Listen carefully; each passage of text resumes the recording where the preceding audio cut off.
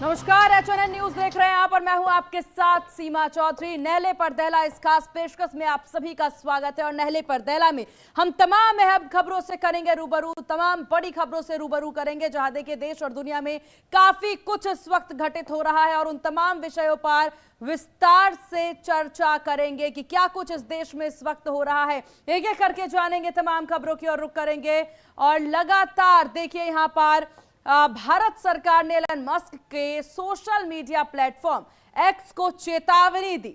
सरकार ने एक्स को 72 घंटे का अतिरिक्त समय देते हुए 7 जनवरी की शाम 5 बजे रिपोर्ट जमा करने का आदेश दिया है। इसके बाद सरकार ने स्पष्ट चेतावनी दी है कि यदि अश्लील और गैर कानूनी कंटेंट पर लगाम नहीं लगी तो एक्स को प्राप्त कानून सुरक्षा खत्म कर दी जाएगी, सख्त कानूनी कार्रवाई होगी। इस रिपोर्ट में यह स्पष्ट करना होगा कि उनके एआई चैटबॉट ग्रॉक के जरिए भारत में महिलाओं, बच्चों की आपत्तिजनक तस्वीरें कैसी बनाई जा सकती है। सरकार ने तकनीकी और शासन स्तरीय सभी पहलुओं की समीक्षा करने को कहा है। वहीं इस मामले में सीनियर अधिकारी के मुताबिक एक्स ने यह समय इसलिए मांगा क्योंकि अमेरिका में छुट्टियों और उनकी वैश्विक कानूनी टीम की अनुपलब्धता के कारण देरी हुई है। अधिकारियों ने यह भी बताया प्लेटफॉर्म ने आदेश का पालन करते हुए सभी आपत्तिजनक और अवैध कंटेंट हटा दिया है।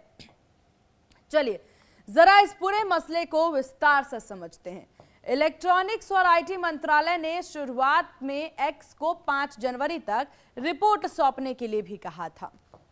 सूत्रों के मुताबिक एक्स प्रशासन की ओर से समय मांगे जाने के बाद अब सरकार ने 7 जनवरी तक का समय और दे दिया है और समय सीमा तय की गई है। वहीं मंत्रालय ने पहले ही सख्त लहजे में कहा कि ग्रॉक एआई की ओर से बनाए जा रहे वल्गर अश्लील कंटेंट को तुरंत हटाया जाए, नहीं तो प्लेटफॉर्म को कानून के तहत गंभीर परिणामों का सामना करना पड़ेगा। अब 7 जनवरी तक ग्रॉक से जुड़े सभी सवालों का जवाब देना एक्स की जिम्मेदारी है। इसके बाद कार्रवाई जरूर संभव है जिस पर सबकी निगाहें टिकी हैं। अब देखने वाली बात होगी कि ग्रॉक को जो चेतावनी दी गई है, जो अल्टीमेटम दिया गया है, उस पर ग्रॉक किस प्रकार से जवाब देता है। मस्क की ये कंपनी क्या कहती है, क्या यहां पर जिस तरह से अश्लील कंटेंट पेश किए जा रहे हैं उसको लेकर के कोई जवाब है उनके पास या बस वो अनदेखी करना चाहते हैं और अनदेखी करना चाह रहे हैं। हालांकि क्योंकि अमेरिका में इस वक्त छुट्टियों का समय था, इस वजह से देरी की बात, इस देरी का हवाला जो है वो कंपनी के द्वारा दिया गया है। लेकिन इस सब के बाद अब माना जा रहा है कि चेतावनी जो है इंडिया की तरफ से मिल गई है, कानूनी तौर पर जवाब देने की बात कही गई है।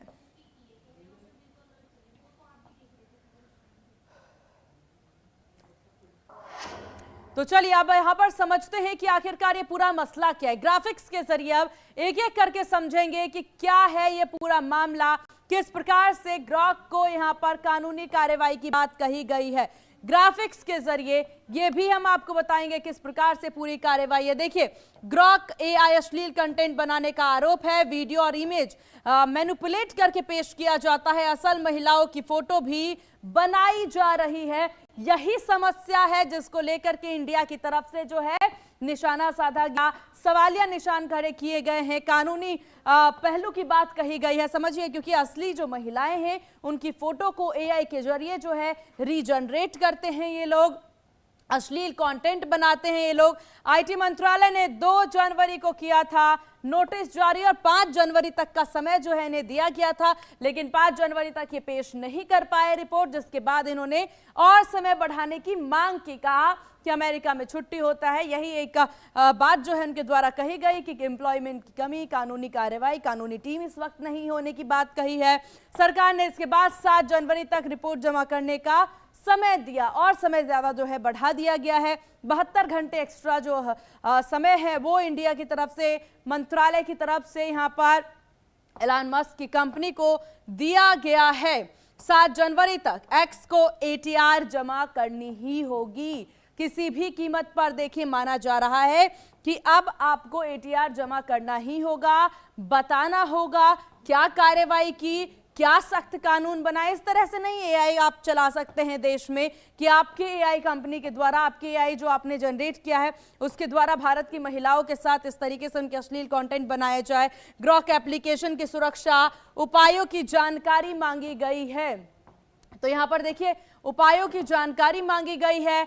पूछा जा रहा है कि आखिरकार क्या वजह है और किस प्रकार से कंपनी काम कर रही है, क्यों ऐसे कंटेंट बनाए जा रहे हैं और उन पर कार्रवाई नहीं हो रही है, ये पूछा जा रहा है बार बार, जिसके लिए उन्हें 72 घंटे का एक्स्ट्रा समय भी दिया गया है। देखिए, मुख्य अनुपालन अधिकारी और निगरानी का विवरण देने के लिए कहा गया है, यानी आपको विवरण देना होगा क्या हुआ, क्यों ये अनदेखी की जा रही है बच्चों का, महिलाओं का अश्लील वीडियो, फोटोज ग्रॉक के जरिए जो है एआई का इस्तेमाल करके यहां पर इंडिया में तेजी से वायरल किया जा रहा है, जो कि एक चिंता का विषय है। और ये चिंता जो है मंत्रालय के द्वारा जाहिर की गई है और ऐसे में साइबर क्राइम के मामले भी बढ़ते हैं।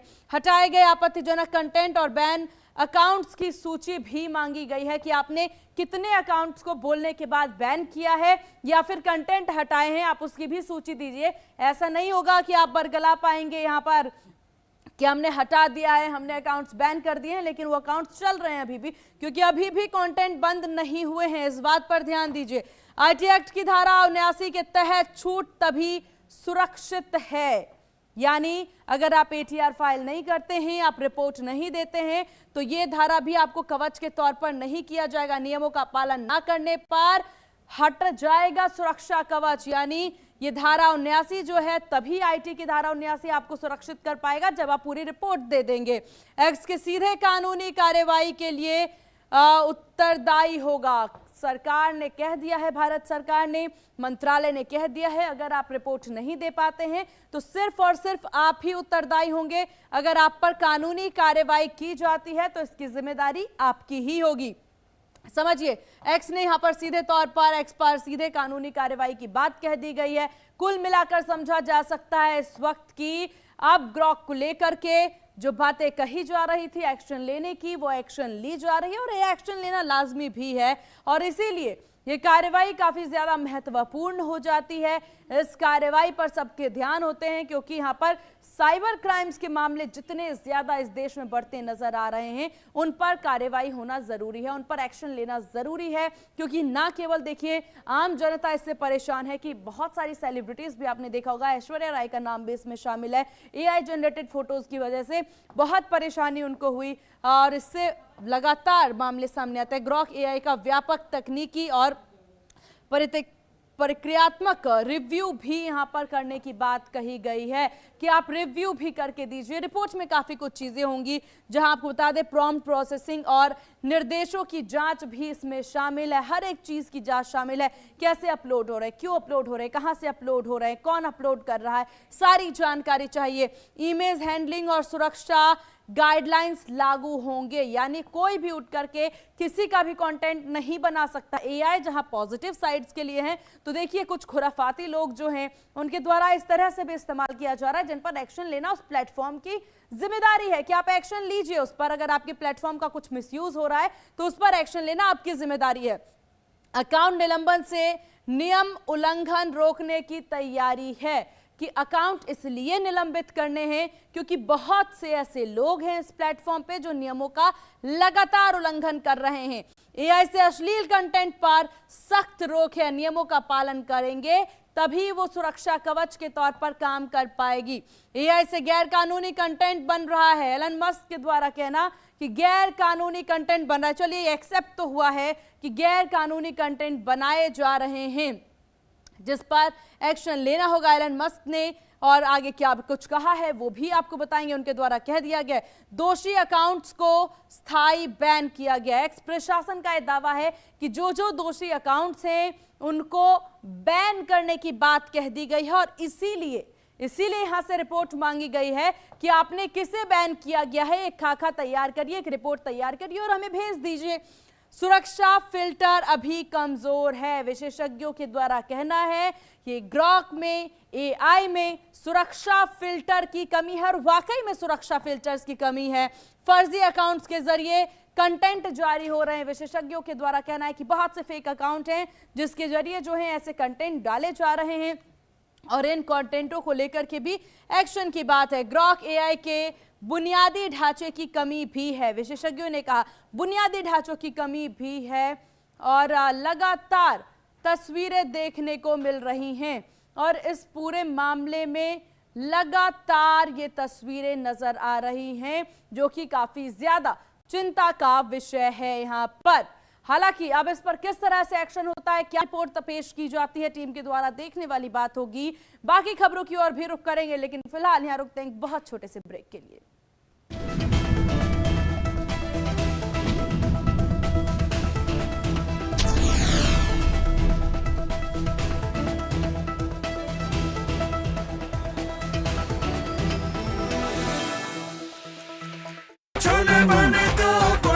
गोल्डी छोले मसाले, जहाँ जाएं रिश्ते बनाएं। गोल्डी लाए हैं फ्रेश लॉक टेक्नोलॉजी जो रखे मसालों को हर समय फ्रेश।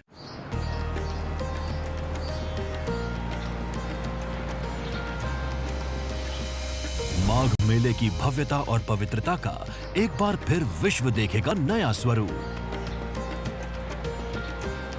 करोड़ों श्रद्धालुओं के लिए परंपराएं वही और सुविधाएं नई, जहां पग पग पर आस्था और दिव्यता की मिलेगी अनुभूति। जब संगम की रेती पर संत महात्माओं की होगी उपस्थिति, 6 पावन पर्व स्नानों में अखाड़ों के संतों का समागम, पूरे विश्व में माघ मेले की महानता का होगा वर्णन। यशस्वी प्रधानमंत्री नरेंद्र मोदी जी के मार्गदर्शन और माननीय मुख्यमंत्री योगी आदित्यनाथ जी के नेतृत्व में माघ मेला 2026 आस्था की लहराती पताका, विकास की नई गाथा, काम दमदार, डबल इंजन सरकार। अब भी मजा आएगा ना वीडियो। पेट दबा, रोग दबा, सबको पता, फिर तुझको नहीं क्यों है पता। अरे पेट सफा और रोग दबा, एक ही जगह। मुल्तानी घोका कॉफ सिरप, इसके तुलसी जैसे गुणकारी तत्व तुरंत असर दिखाएं और खांसी को कहें गुड बाय। मुल्तानी घोका कॉफ सिरप। जब सत्ता सवालों से कतराए, जब मुद्दे धुंध में छिप जाए, तब जरूरी है कि ऐसी आवाज जो शोर नहीं प्रहार करे। देखिए प्राइम टाइम प्रहार मेरे साथ, सोमवार से शुक्रवार सिर्फ HNN न्यूज पर।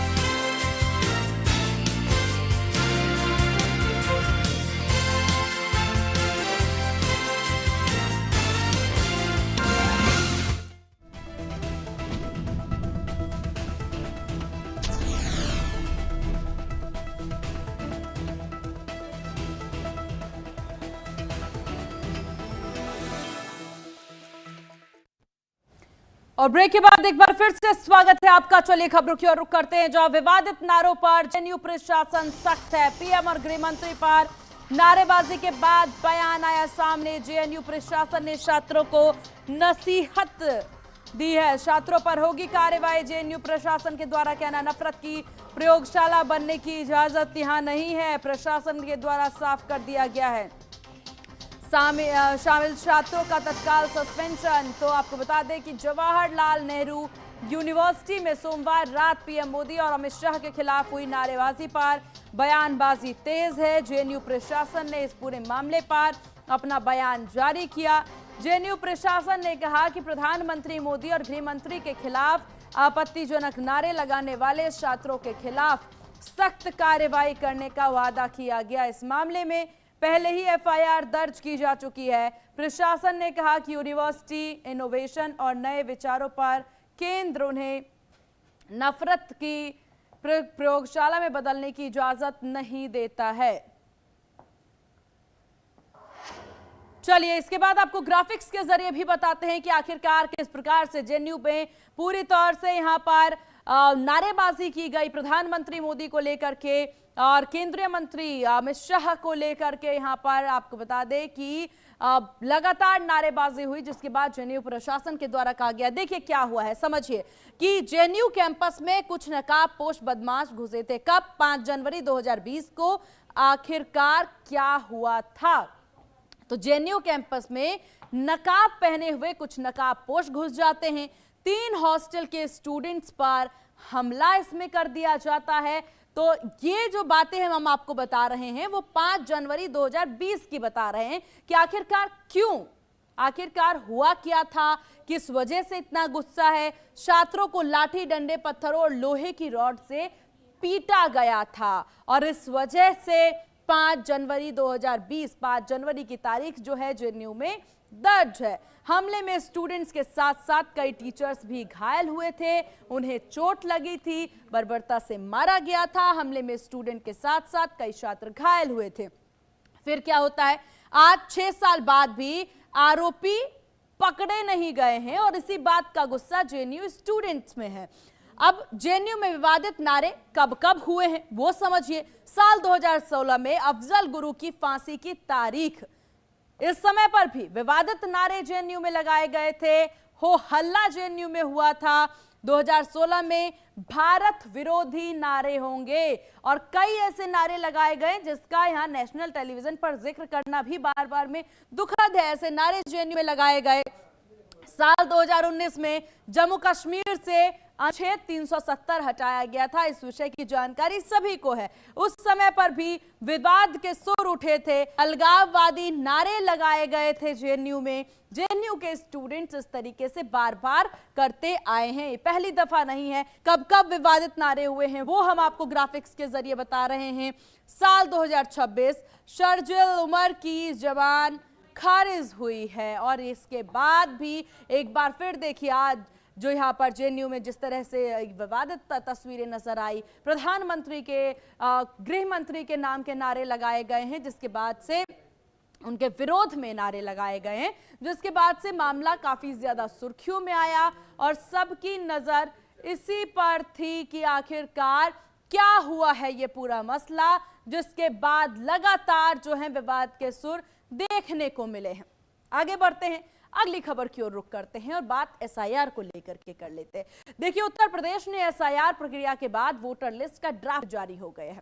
यूपी में 4 नवंबर से 26 दिसंबर तक चली एसआईआर की प्रक्रिया के बाद वोटर लिस्ट को तैयार किया गया।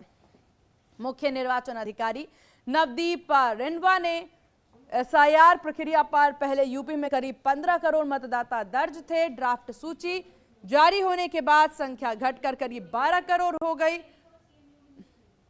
चुनाव आयोग ने ड्राफ्ट सूची के साथ ही दावा और आपत्ति की प्रक्रिया शुरू कर दी। यह अवधि 6 जनवरी से 6 फरवरी 2026 तक चलेगी। जिन मतदाताओं का नाम ड्राफ्ट सूची में नहीं आया है वे इस अवधि में आवश्यक दस्तावेजों के साथ आवेदन कर सकते हैं।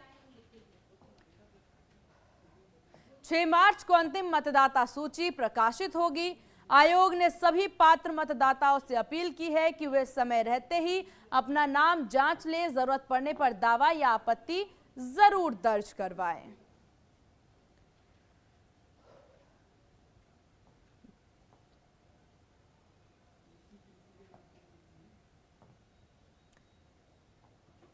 तो ड्राफ्ट लिस्ट में आप देखिए 2.89 लाख जो मतदाता हैं उनके नामों को लेकर के अब पूरी सूची बन गई है। सूची में क्या कुछ बदलाव हुए हैं, किस तरीके से बदलाव हुए हैं, सब चीजों के विषय पर जानकारी दी गई। चलिए अब आपको ग्राफिक्स के जरिए समझाते हैं कि आखिरकार क्या कुछ हुआ है। वोटर लिस्ट से नाम कट गया तो क्या करें। 6 फरवरी तक आवेदन आप कर सकते हैं। अगर आपका नाम कटा है, एक वेबसाइट पर आपको जाना है, उस पर सर्च करना है, आपका नाम नहीं है तो आप जाकर के यहां पर आवेदन कर दीजिए फॉर्म 6 और एनेक्स 4 को भरना आपको लिए जरूरी है। और अगर आप ये भरते हैं तो इससे क्या फायदा होगा, इससे ये फायदा होगा कि आप अपना आवेदन यहां दे सकते हैं। क्षेत्र के बीएलओ ऑफिस में इसे आप जमा करा सकते हैं, तो बीएलओ ऑफिस में जाइए, इसे जमा कराइए, उसके बाद की आगे की प्रक्रिया भी हम आपको बताते हैं। ऑनलाइन भी आप अपना वोट जो है वो बनवा सकते हैं। ऑनलाइन भी इस एप्लीकेशन पर आप अप्लाई करके वोट बनवा सकते हैं, तो आपको बीएलओ ऑफिस जाने की जरूरत नहीं है। निर्वाचन आयोग की वेबसाइट पर आप आवेदन करें, घर बैठे आप आवेदन भर सकते हैं, उस पर भी आपका काम हो जाएगा। उसके बाद देखिए आपको क्या करना है। यहां पर देखिए नाम जोड़ने के लिए जरूरी डॉक्यूमेंट्स क्या है। पासपोर्ट होना भी जरूरी है। देखिए क्या क्या जरूरी डॉक्यूमेंट्स है, माना जा रहा है कि 13 डॉक्यूमेंट्स हैं जो जरूरी है। ड्राइविंग लाइसेंस जरूरी है, पासपोर्ट जरूरी, ड्राइविंग लाइसेंस जरूरी है, पैन कार्ड जरूरी है। बहुत सी ऐसे डॉक्यूमेंट्स आपके पास हैं जो आपकी नागरिकता को सिद्ध करती है। सरकारी कर्मचारी का यहाँ पर आइडेंटिटी कार्ड जो होता है ये भी जरूरी है, अगर आपके पास है तो। सरकारी अर्ध सरकारी कार्यालय का पहचान पत्र आप लेके चले जाइए या उसे सबमिट करा दीजिए। शिक्षण संस्थान का छात्र पहचान पत्र। तो लगातार यहां पर देखिए, यहां पर किस तरीके से ग्राफिक्स के जरिए हम आपको बता रहे हैं कि क्या कुछ खास चीजें हैं, क्या कुछ डॉक्यूमेंट्स है जो जमा कराने की जरूरत है। जरा आप समझिए, नाम जिसके कटे हैं, ग्राफिक्स के जरिए आप देख पा रहे हैं अपने टीवी स्क्रीन पर 2.89 करोड़ ऐसे लोग हैं, ऐसे वोटर हैं जिनके नाम कटे हैं, जिनमें से 46.23 लाख ऐसे हैं जिनकी डेथ हो चुकी है, जिनकी मृत्यु हो चुकी है। तो लगातार वहीं देखिए शिफ्टिंग की बात कर ली जाए तो 2.17 करोड़ जो है वो शिफ्टिंग हुई है, इतने मतदाता शिफ्ट हुए हैं। और इसको लेकर के ही ये तमाम ड्राफ्ट किस प्रकार से तैयार किए गए हैं वो जानकारी साझा की गई है टीम के द्वारा। तो हर एक जानकारी यहाँ पर साझा की गई है टीम के द्वारा। शिफ्ट जितने हुए हैं, उसके बाद डुप्लीकेट देखिए 25.47 लाख ऐसे मतदाता हैं जिनके नाम बार बार हैं, यानी एक जगह से दूसरी जगह पर उनके नाम देखने को मिले हैं, यानी दो जगहों पर वोटर लिस्ट में उनके नाम हैं। पहले 15.44 करोड़ वोटर इसमें शामिल हैं, इसके बाद और भी नाम इसमें ऐड ऑन किए गए हैं। 18 साल से ज्यादा वोटर वालों को भी जो कि आप वोट डाल सकते हैं, नए वोटर्स को भी इसमें शामिल किया गया है। तो लगातार ये तमाम जानकारी ड्राफ्ट के जरिए अब जो शामिल हुए हैं वो 12.55 करोड़ वोटर्स हैं जिन्हें शामिल किया गया है, ऐड ऑन किया गया है, जिसके जरिए हम समझ सकते हैं कि एक खाका तैयार किया गया है, पूरी जांच हुई है। 2.89 करोड़ लोगों के नाम काट दिए गए हैं। तो इस एसआईआर प्रक्रिया में बहुत सा बदलाव देखने को मिला। ये बदलाव जो है जरूरी था, जानना जरूरी था कि कितने वोटर अभी अपने देश में हैं, किस तरह से बदलाव हुए हैं। वो वोटर भी इसमें पहले से थे जिनकी मृत्यु हो गई है, जो देश छोड़ चुके हैं, या फिर एक ही वोटर जिसका नाम दो जगह है, उन तमाम लोगों पर के नाम जो हैं काट दिए गए हैं। और इसी वजह से यहाँ पर देखने को मिल रहा है लगातार जो तस्वीरें हैं वो यहाँ पर देखने को मिल रही हैं। तो एसआईआर की पूरी प्रक्रिया हमने देखी और अब जाकर के यहाँ पर अगर आप किसी तरह की समस्या है तो 6 फरवरी तक का आपके पास समय है, आप जाकर के अपना नाम दाखिल करा सकते हैं। तो इस पूरे खास पेशकश में हमने तमाम खबरों की ओर रुख किया और इसी के साथ इस खास पेशकश में बस इतना ही। बने रहिए HNN न्यूज के साथ। नमस्कार।